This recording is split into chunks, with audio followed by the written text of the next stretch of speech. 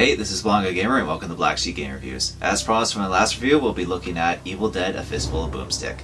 About time, too. It's a miracle you get these reviews out.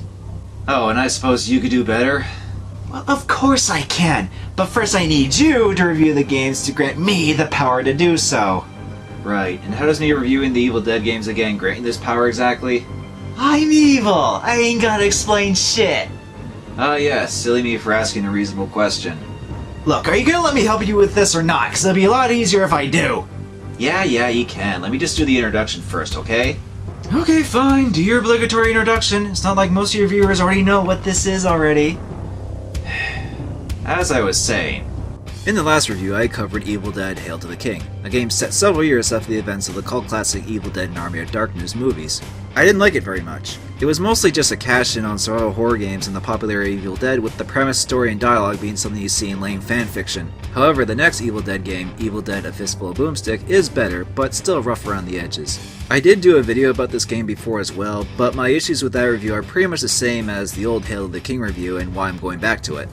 Aw, what's the matter? You finally found out your reviews suck? No, it's just that after making videos for this long, it's easy to look back and see how much lack of effort you had back then. Yeah, and I bet a couple years from now you'll think the same thing about this video. I'm already tired of you. Speaking of getting tired, I'm getting sick of just standing here! I thought I was actually gonna partake in your review and not just be part of the background! Alright, let me just get you something to sit on, you whiny evil asshole.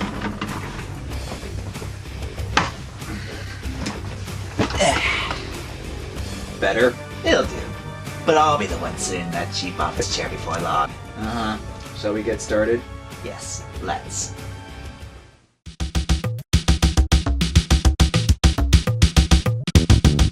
Released by THQ in 2003 for the PlayStation 2 and Xbox, Evil Dead: A Fistful of Boomstick was developed by VAS Entertainment. Really? The guys that made a bunch of Powerpuff Girl and Tom and Jerry games? Hey, at least a different studio with more development experience at the time made the next Evil Dead game. So in that regard, VAS does have a slightly better track record than Heavy Iron Studios. Slightly? They made the 2005 Narc game and have been gone since then. Maybe, but regardless of whatever else VAS made, A Fistful of Boomstick is still a better game than Hail to the King in pretty much every aspect. For starters, the game starts off with Ash recollecting what happened in the game, already making the premise much better and original than the last game. Ah! Did we really need that close-up there? I think we can see how old and crappy the CG cutscenes are without it. To be fair, the CG cutscenes are better than Hail to the King's. Anyway, the game starts off with Ash at a bar in the red light district of Dearborn, Michigan.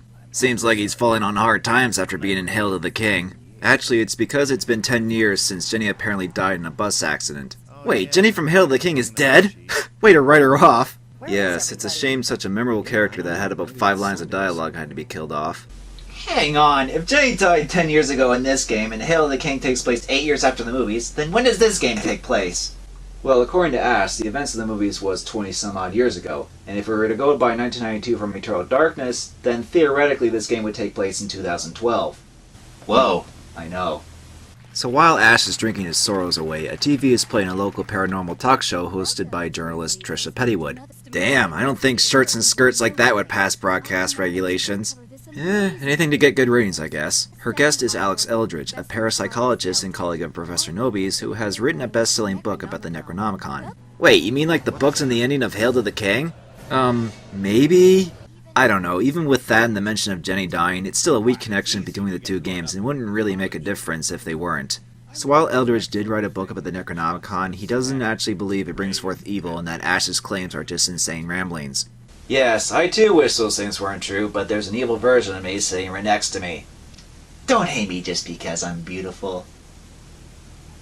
It's during the show that Trisha has Professor Noby's tape readings from the police case about him and is going to play it. So she somehow got a key piece of evidence and is going to play it on live television. At least it's still not at the cabin for whatever reason. Still, you'd think Ash would destroy the tapes or something by now. But then we wouldn't have a reason to fight anything now, would we? Which is done when the amplification of the Klaatu broadcasting tower opens a rift releasing all the evil spirits. One of them promptly takes over Ash's bartender. Make mine a double. Now that's the Ash we know and love. And he's allowed to have a shotgun in the bar because he's Ash. And probably because he's in a Michigan city in the red light district. And so begins Ash's adventure as he has to traverse a dead-eye-infested Dearborn to stop evil once more. So now we get to control Ash? Yes, and it's much better this time around with third-person movement and camera control. Combat is also a great improvement, as you can lock onto deadites and shoot them with relative ease, though you can only lock onto enemies if you have a gun out. With close quarters combat, it's thankfully done in a smoother hack and slash style, with the chainsaw being the most prominently used. You can even do a few techniques with the chainsaw, such as an overhead surrounding swing and a thrust attack, the latter of which is a little tricky to pull off, as you have to attack twice and hold the button for a moment on the second press, but it's only useful against lone enemies. You get quite a few weapons throughout the game, with most having different types of ammunition, which the game gives you a decent supply of, letting you have plenty of options to kill the undead with and gives the combat a nice amount of variety. So the combat is actually fun? Yeah, it is, but not without its flaws. One is that while dealing with one or two enemies at a time is no problem, it can get overwhelming when swarms of deadites surround you and you can't keep up with them. It's also difficult to maneuver away from enemies when fighting them because Ash's movement becomes hindering when they are close by. You do have a block, but because of the frantic nature of combat and enemies swarming all around you, it didn't seem that useful as it locks Ash into place for a moment and leaves him open to attack from behind. Because of that, I rarely even consider blocking when fighting, especially when just mashing or shooting your way through swarms is still fairly effective. Another thing to note is while locking on and shooting, backing away will cause Ash to brandish the weapon on his shoulder, which is a nice reference, but slows him down. Okay, that's nice, but what do you do besides killing servants of evil that are just doing their job? Well, besides fending yourself from hordes of evil trying to murder you, the rest of the gameplay is focused more on action-adventure rather than survival horror. Levels usually consist of fairly large areas to explore, but aren't too large and complex so they don't feel like it takes forever to get to places. Unless you get lost, of course. There are also save tokens scattered around that you can use to save your game anytime in between saving prompts at the ends of levels. That's a bit unorthodox, don't you think? Not as much as tapes and crates. Guidance is given by having objectives to do that Ash jots down in a handy notepad. Let's see, get Goody Two-Shoes to review Evil Dead games, become all-powerful and take over, and, pick up some Taco Bell. Really? Taco Bell? Hey, being evil works up an appetite, you know. In order to complete these objectives, you have to explore to find survivors or other means to progress, which is done by either talking with said survivors that request something or using items from a menu for certain things. Ah, so instead of ripping off Resident Evil, they rip off Silent Hill this time. The item menu is the only vague similarity, really. If anything, this game is more similar to State of Emergency, which VIS also made and probably used that game's engine for Fistful of Boomstick. Not to mention the shitty graphics, too. Hey, the graphics aren't that bad, even if they look a little bit dated. A little bit? This came out in 2003 and it hardly looks any better than a Dreamcast game. The graphics in this is more dated than your SOPA joke in the last review. Very funny, but unlike you, I'm not a graphics whore, and I think the graphics are okay aesthetically in keeping with the Evil Dead style. However, one problem I do have is that the game is very dark at times. Just turn up the brightness then! I would, but there's no brightness option. In fact, the only video option is widescreen toggle. So for a good portion of the game in later levels, it was so dark I could barely make my way through these areas. Maybe it's just really dark to hide the subpar graphics. I mean, look at Ash's character model in this. What's up with his face? I'll admit it's a bit odd, but I think it's just part of the style of the game, so it's not bad in that regard. As for sound, it's alright too. Sound effects are adequate, but some sounds can be a tad quiet. Music is a bit weak in this game though. I take it there's no Tommy Tallarico this time around?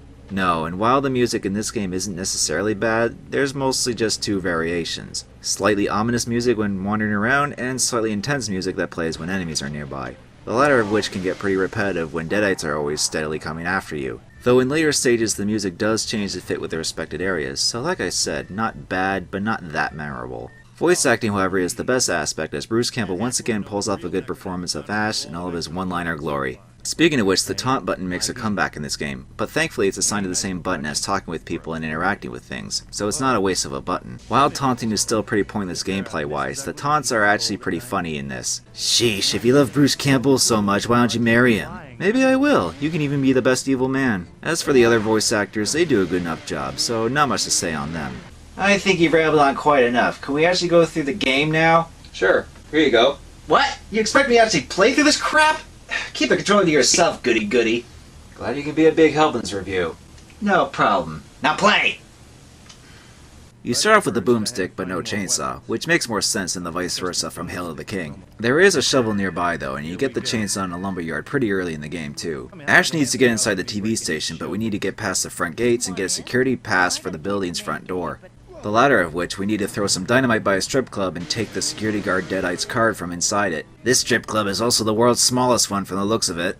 With the front gates you are given a key, but Ash isn't strong enough to open them with it. What you need to do is find a spellbook and a strength spell.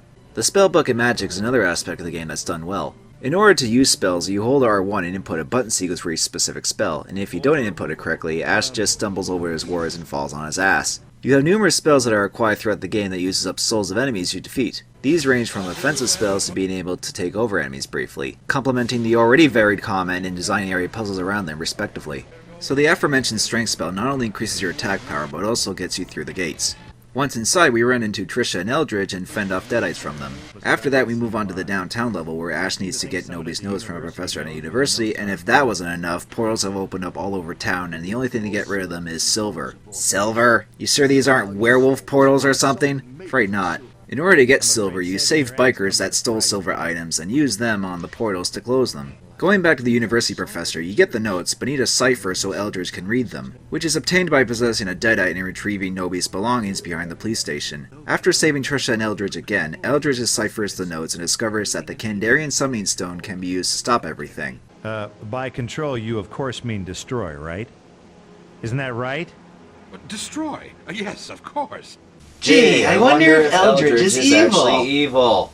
After closing the last of the portals in town, Ash goes to meet Trisha and Eldridge at the museum to find the stone. I guess you could say it's a night at the museum. Ha ha ha, though some of the exhibits actually do come to life in the form of saber-toothed tiger deadites and such, but don't really stand out from standard deadites. In order to get anywhere in the museum, we need to go into the basement and get a security pass to get into a locker area and meet a security guard who knew that one day the exhibits would come to life, so I'll just call him Ben Stiller. Ben tells you that the museum's builder, Nathaniel Payne, has been practicing occult rituals in a secret temple below the museum, but hasn't been out of it in years. So the guard gives you a key card for one of the museum's wings and opens some doors downstairs. There's also a gas pump you can pick up here, but won't be useful until later. Ash then meets up with Trisha and Eldridge, who are trapped behind a security gate, which you open by blowing up a generator downstairs.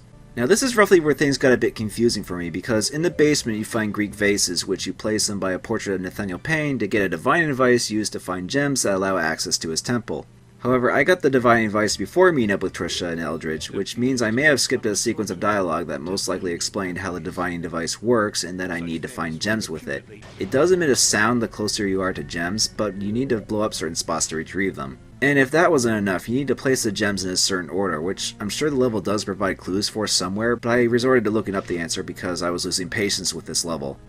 You had to resort to game facts? Loser. You want to figure this out instead? I only did this to make things less stressful and time consuming on my part. The level could have been designed a bit better to prevent sequence breaking and provide better hints to solving this puzzle. Regardless of my experience with that, we enter the temple and face Nathaniel Payne as our first boss fight in the game. What the? There's bosses in this game? Yes, but not very many, as you'll see later. Anyway, Payne is actually a pretty simplistic boss that just sits there and shoots projectiles at you. Once he tosses at you, it has to be hit back with the shovel, which the game thankfully starts you off with in this fight, so it won't be difficult to figure out what to do. After several hits, Payne dies and Eldridge gets the Power Stone to begin his ritual while Ash and Trisha get closer. However... hold that thought. Something tells me we're not all playing on the same team. We are the things that once were and shall be again. Dead by dawn. You know, I was afraid you were going to say that. Gee, what a surprise! Eldridge is evil! Actually, now that I think about it, the game doesn't really explain why Eldridge wants to take over the world or anything. Is it just because he wants power and is evil? Duh! People don't need petty things like reasons and motivations to be purely evil just for the sake of power! So with this shocking twist, Eldridge escapes in a portal and Ash goes after him, but not before getting some sugar from Trisha. Ah yes, they knew each other for a good total of a few minutes to warrant that. Well, Trisha is the only central female character in this game. Anyway, the portal leads back in time, but not the Middle Ages this time. Instead, it's 1695 Dearborn, putting this game even further ahead of Hail of the King in terms of originality for the time-traveling portals. After dealing with some deadites Eldridge sends after you, villagers come in and mistake Ash as the town's blacksmith. More on that later. Now we have to make our way to town and... God damn it, I can't see shit! Curse you LCD screens! I guess you could say this is your eternal darkness? Ugh, Eternal Darkness didn't even get as dark as this. So after that, we find out Eldridge went through a graveyard. Wouldn't be a game with undead enemies if it didn't have one. Though we can't get to it yet because the gate is locked. There is someone who can help us out though. The aforementioned blacksmith, who is actually Ash's ancestor and takes the fact that Ash is a future family member quite well. He helps out by upgrading your equipment provided you have the items he asked you to search for. such as using a lighter and the gas pump to make a flamethrower and a billy can to upgrade the boomstick. However, after finding a piece of scrap metal that looks awfully particular, we find the blacksmith missing. Fortunately, we can get into the graveyard using a pair of bolt cutters Ash's ancestor gave us. After going through the graveyard, we find Eldridge has taken the blacksmith hostage and is trying to kill him and erase Ash from the timeline if he doesn't get 5 parts of a spell he needs. Wait, if Ash would cease to exist, then wouldn't that mean Eldridge wouldn't be able to get help from Ash to get the Kandarian stone in the first place? You'll create a time paradox. I guess, but Ash isn't willing to risk harm to his ancestor regardless. That and Eldridge probably figured Ash wouldn't think of that. So Ash has no choice but to agree and hunt down warrior deadites and get parts of the spell from them. After giving the spell to Eldridge, he escapes without holding his end of the bargain. Big surprise. Ah, the mark of a true evil mastermind. So in order to save Ash's ancestor, we need to use another possessed spell to take over one of the brutes guarding him and kill the other. After that, Ash goes after Eldridge, but not before giving his ancestor the scrap metal. Now we're in 1863, during the Civil War. This level is still roughly the same as the colonial era, though. Eldridge is holed up in a fort, but Ash needs both the Unionists and the Confederate armies to get into it. The former of which is led by another one of Ash's ancestors who tells you that the blacksmith relative actually did make something with the scrap metal, a Gatling gun, and it kicks ass. In order to unite the armies, you need to convince them to fight together to fend off the Deadites and do a few things for them like close portals around town. Once that's done, we storm the fortress. Now this is just awesome. We have Ash with a Gatling gun arm leading Civil War soldiers to fight Deadites. This is how you make an Evil Dead video game right here. Okay, sheesh, don't splooge yourself over this, you fanboy. Once we go through the fortress, we finally confront Eldridge. Huh, that was easy. Oh.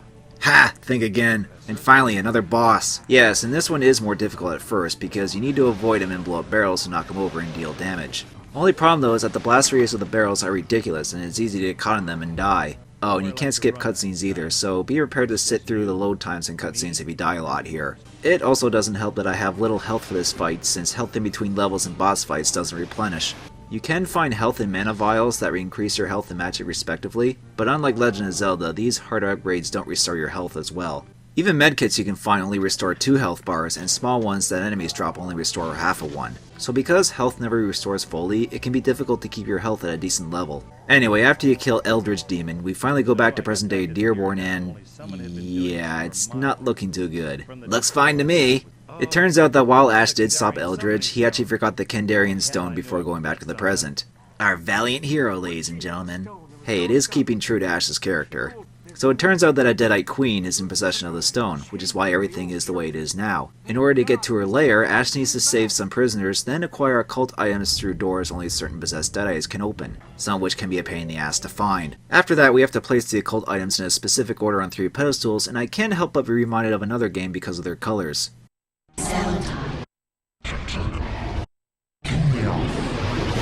You just did that because I mentioned Eternal Darkness earlier, didn't you? No, I would have referenced that game anyway because I'm just that much of a fan of it. Ugh, fanboy. In addition to the item placements, Ash needs to use a Dispel Runic Lock spell he found to open the lair. Though I didn't have enough magic as it naturally uses a lot of it. Thankfully, warrior deadites spawn constantly to provide souls, but it would seem their AI doesn't know how to approach Ash on the bridge here. Once the spell has finally been casted, we enter the lair and fight the Deadite Queen, who is Trisha. What? Why is Trisha the Deadite Queen? To serve as the shocking twist in the end and not much else. Appropriately, this fight is anticlimactic as she stays in one place like Pain and you just tuck dynamite down her throat several times to kill her.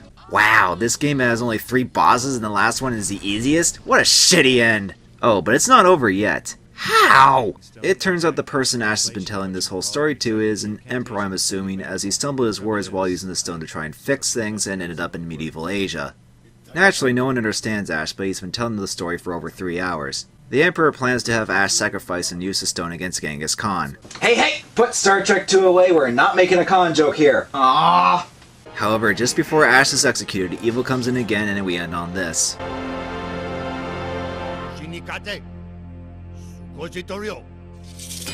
Groovy. Really? That's how this game ends? In true Evil Dead fashion. But the next game doesn't have Ash fighting Deadite Samurai. What a jip! Oh, quit your whining. I thought this ending was kinda cool. Besides, there's still a couple more things in this game. There's more! Don't worry, they're small things. In addition to the main campaign, there's an arcade mode with 6 stages in each level from the game you unlock by playing through it. These usually have you complete simple goals like killing all enemies or find all items within a time limit. You have preset weapons for each stage, and some even have spells in the form of power-ups. It's a decent variety of challenges, but it's just for high score and ranks. So this mode is just something they tacked on, isn't it? Pretty much. There's also a couple bonus features like concept art and a behind-the-scenes video of sorts with THQ and VIS executives, and even Bruce Campbell that shows that everyone involved cared and made a good effort towards the game. Better than the dickweeds from Prizefighter, I take it? Immensely. There, we're done. Finally! And with all that said, I have mixed feelings on this game. But overall, it is okay. What about you, Lucifer? There wasn't enough bad in it for you to suffer through. It just made me wish I was around when you played Hail of the King. Well, not my fault this game is better. It's a relief that improvements to the premise, combat, and design were made for this one after the last Evil Dead game. However, for every good thing done in this game, there are just about as many things I can nitpick. The fetch quest nature does get a bit tiring after a while, and the presentation, voice acting aside, is a tad low. The level design, combat, and controls could have been refined a little better, and the story and characters could have used a bit of fleshing out, no pun intended. But this is still a decent game for Evil Dead fans, and it has showed promise for the franchise. And it would only get even better from there as we look at Evil Dead Regeneration. Ugh, there's way too much you like in that game that it makes me sick. Count me out on that one. Aw, that's a shame. Then everyone will miss out on your wonderful insights for it. Yeah, I bet they would. I need a drink. Evil Blondie, everyone! Let's give him a big hand for his equal contribution. I'll give you a big one across the face if you don't shut up! Yeesh. How the hell do demons do their very own special dance? In hell we dance our own special way. Let's show them how we dance while our bodies decay. Do we bounce like Backstreet? Not without a heartbeat. Do we grab like Michael Bivins? Before the living. Do we roll like Tag Team? Not without a bloodstream. Macarena